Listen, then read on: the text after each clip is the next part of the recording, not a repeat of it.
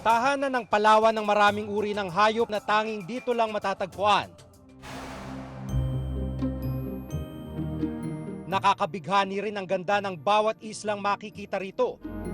Dahil na rin yan sa yamang taglay ng Palawan, tinagurian ito bilang The Last Frontier.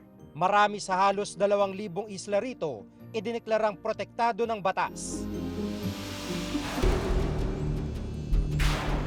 Pero natuklasan ng Reporter's Notebook ng ilan sa mga islang protektado ibinebenta sa internet.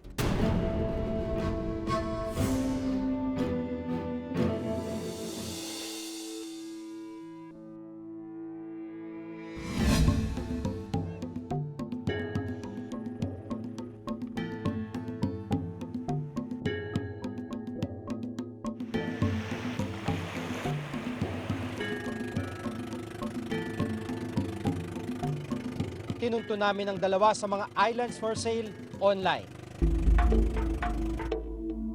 Itong mga islang nakikita nyo sa likuran ko, yung medyo maliit, yung Lampinigan. Ito yung mga isla sa mga nakita nating ibinebenta sa internet.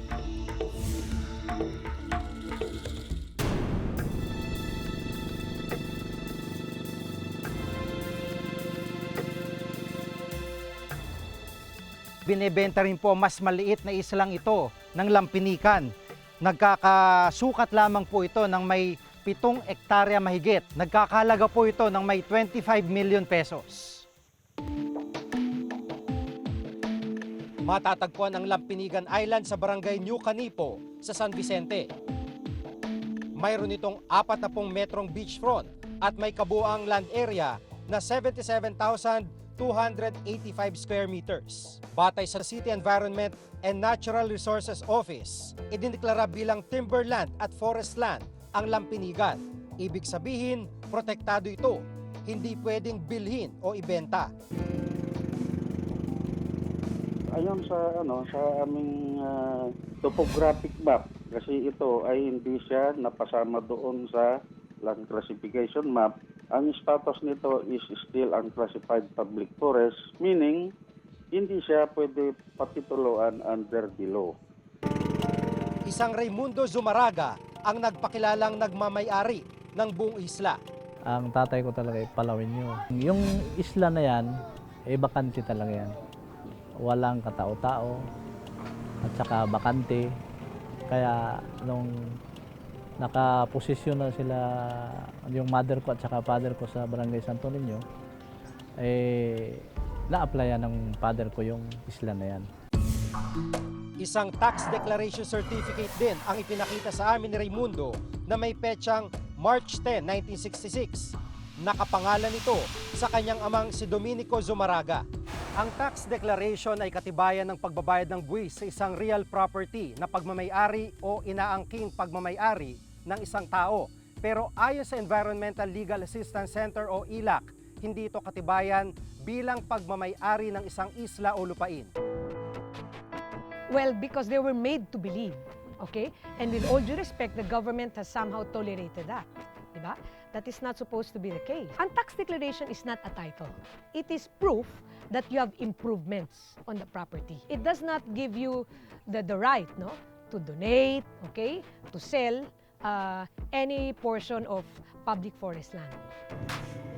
Inamin sa amin ni Raimundo na minsan na niyang tinangkang ibenta ang isla pero hindi na raw sa ngayon. Doon sa mga siguro nauna na nabigyan namin ng papel kasi wala pa naman yung batas na mahigpit sa island, di ba? Ang nangyayari dyan, siguro yung mga nabigyan ko nung mga nakaraang mga taon o araw. Kasi hindi kami nga walang internet, wala kaming computer, hindi kami marunong mag-computer. Siguro sila ang gumawa niyan. According to Proclamation 219, this was in the 1960s, Palawan is a mangrove wildlife reserve. Yung mga small islands natin, particularly, should be preserved as they are. Kasi pag i-appropriate mo yan at papatituluhan mo, yung uri ng pangangasiwa nito magkakaiba. Hindi mapapangasiwaan ng gusto. Pero illegal po yun. That's not allowed. You cannot own a forest land. It's beyond the commerce of man. You cannot convey, you cannot sell a forest land. Pero kung may titulo ka ng 1 hectare doon sa area yun, yun lang ang pwede mong i-convey. Bukod sa mga isla sa San Vicente, Palawan, minsan na ring isiniwalat ng Reporter's Notebook ang ilang isla sa El Nido na lantaran ring ibinibenta online. Ito ang kaliskis ng balintong, itong natira na pinanghuli namin. Bang tumatagal, tumataas siya, primero 1.5, 1. Hanggang pataas na siya, nakaraabot ng 8,000 yung 1 kilo kaliskis ng balintong.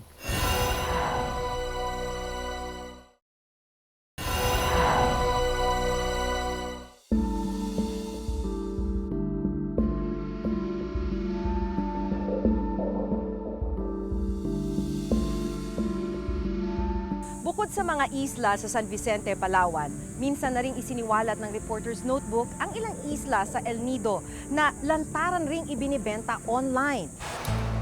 Ang mga isla ng El Nido sa loob ng Bakit Bay. Taong 1998, idineklara ang El Nido bilang protected area. Ibig sabihin, bawal din itong bilhin at ipagbenta.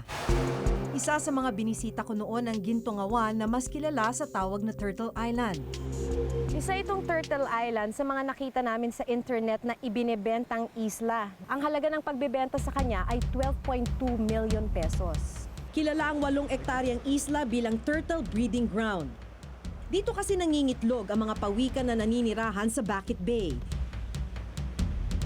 Itinuturing din itong core zone o no activity zone. Ibig sabihin, walang kahit anong aktibidad o paggalaw ang maaaring gawin sa isla.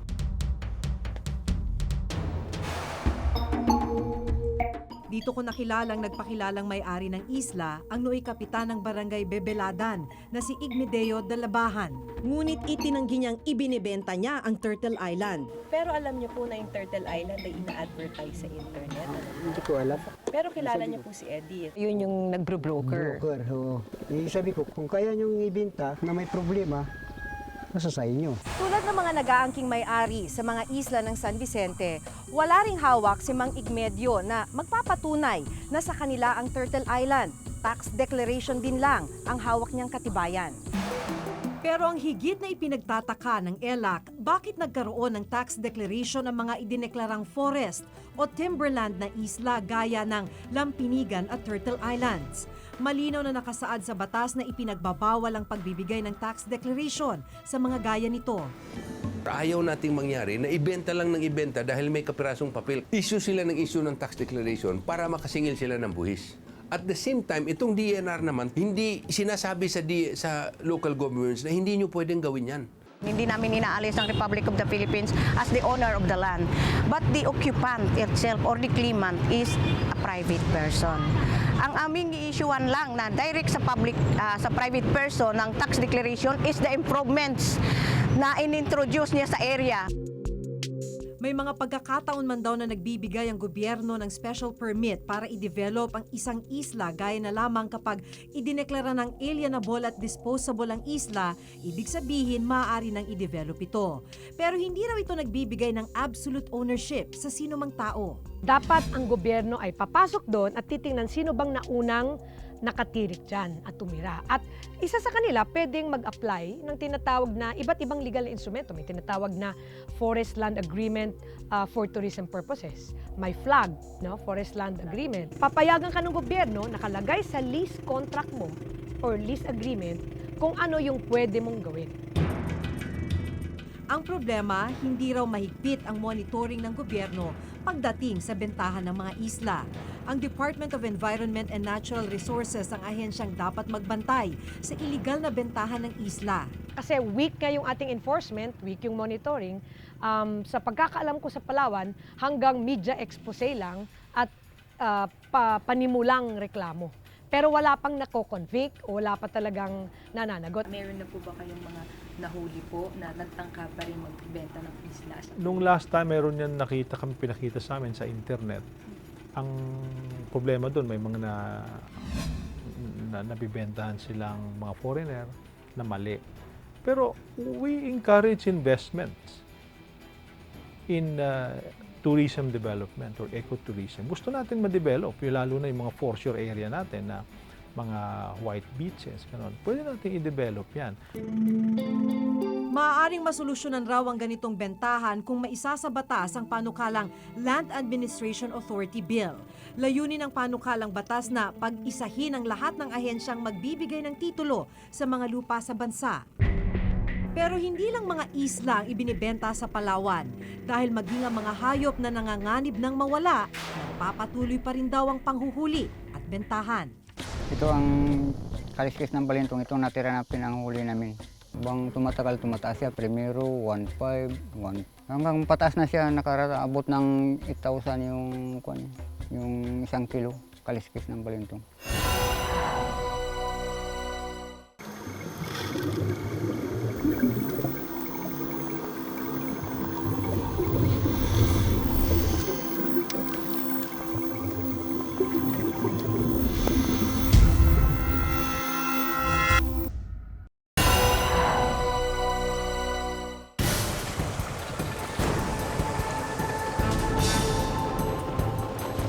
Nito lamang April 13, isang Chinese vessel ang sumadsad sa Tubataha Reef.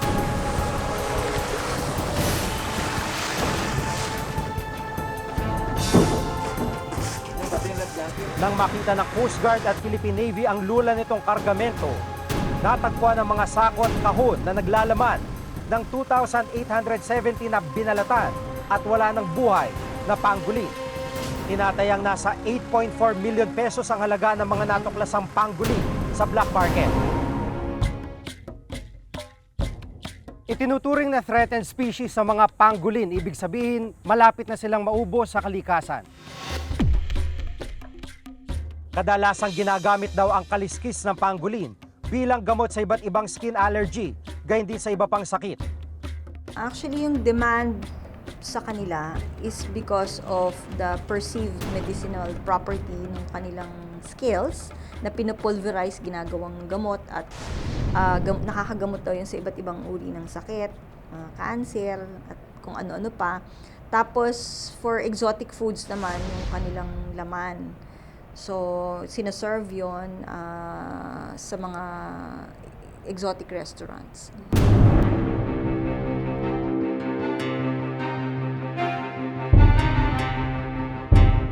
Sa pag-aaral na ginawa ng Palawan Council for Sustainable Development at Provincial and Natural Resources Office o PENRO, kumpirmadong kabilang sa Philippine pangolin species na matatagpuan sa Palawan ang ilan sa mga nasabat sa Chinese vessel.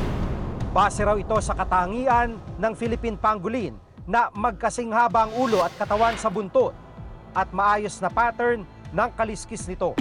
Gayunman, para mas makasiguro, hinihintay pang resulta ng DNA test na nakatakda raw lumabas sa susunod na linggo. So yun ang pinakamalaking shipment so far ng pangolins. Pero dinidetermine pa natin kung saan exactly galing ito. May pailan-ilan na nakakarating ng Maynila na galing ng Palawan, no? Or nahuhuli sila en route papuntang Manila. Kasalukuyang nakakulong sa Palawan Provincial Jail ang 12 sospek na Chinese national. Naharap sila sa kasong paglabag sa Republic Act 9147 o Wildlife Protection and Conservation Act. Up to now, nakakulong pa rin sila. We filed cases already.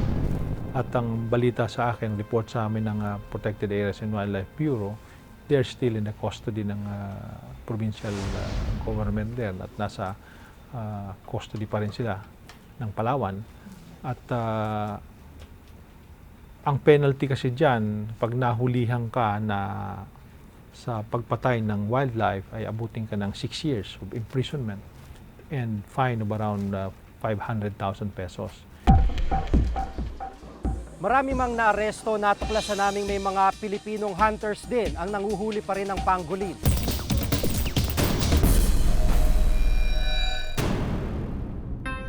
Isa sa kanila si Ernesto, 55 taong gulang. Ayon sa kanya, kadalasang nakakahuli sila ng 2 hanggang 3 pangolin sa isang linggo. Yan sa loob ang anay niya, mahaba yan dila ng balintong, halos isang dangkal yan eh.